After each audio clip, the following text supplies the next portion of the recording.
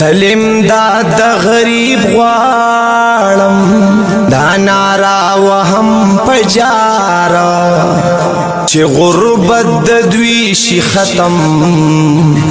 حال زبشم قرار زما خويند میند جاړي د روټه درکې نيشتا خدای دې له هر سور کا خوشاله درکې نيشتا دا غریبو د کورونو غم کوما دا می کار دے چې پردا پدوی پرتوی پدیزلا زما قرار دے. بسم الله الرحمن الرحیم. السلام علیکم ورحمۃ اللہ وبرکاتہ. مرګور ابتداء حساب په خدمت کې حاضر مو بلال حسین مولانا صاحب را سره ولال دي او را سره زمون دارور ولال دي. نیاز علي زمونږ د کلی اوسیدونکو دی. بل عزت ما یو پروګرام کو دغه ځای کې په یو کور کې دی خپلوان دی او هر سړی کرنن بلا غنو غونه را شروع شي د دونه ځای نشته چې په یو کندر کې چې کم دینو داسې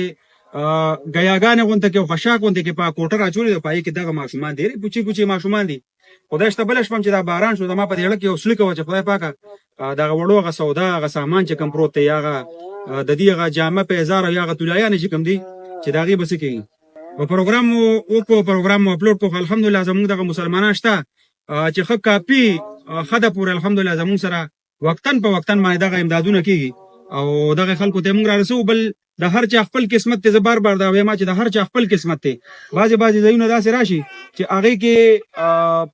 د سوک ریپلیو کې او پای کې خ کاپی امدادو کې بعضی ځایونه داسي چې باغې کې خلک ځان غلي کې بس هغه د خپل قسمت ته. الحمدلله او زما زیاتره کوشش دی چې کوم دغه ماشومانی لکه بار بار دغه زموږ خپل ماشومانی بچي دي لونه دي او مونږ زیات خپکیږو بدی باندې او الحمدلله د دې غ درد یو مونږ ورور مخصوص کو هغه ماته 50000 روپیا راولېږي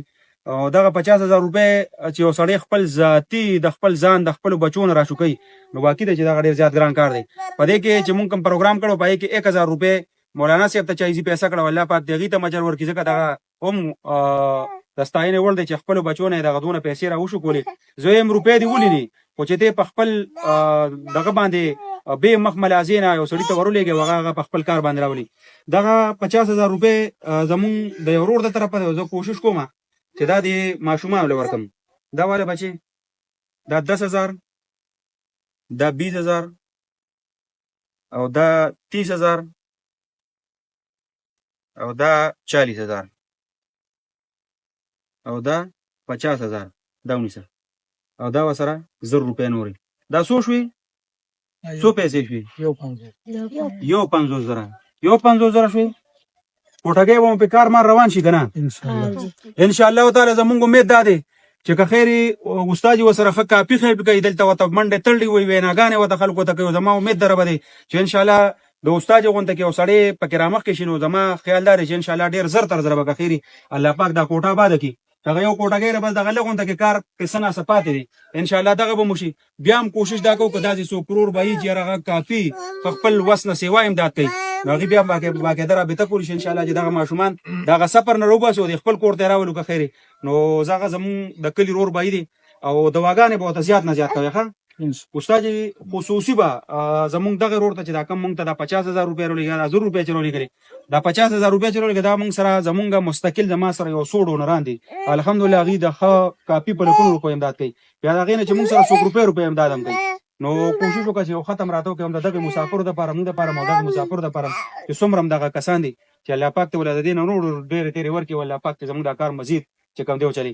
الله پاک ته دغه پیسې په خپل دربار کې قبول او منزور کې زموږ د غرور چې په کم مقصد په کم بنیاد باندې د ماشومان د پاره لګلی الله دې ول په خپل دربار کې قبول منزور کې پروګرامونه سره شیر کوي او بدغه یو حساب کتاب ان شاء الله د انسانيت خدمت ته وروتیو سپورټ تاسو دغه چې څومره شیرینګ کیږي څومره امداد کیږي ان شاء الله کوڅه په کوڅه به ګورو دغه خلکو ته باغ د دې حق چې کم دی غره سره ډیره مهرباني ډیره شکریا.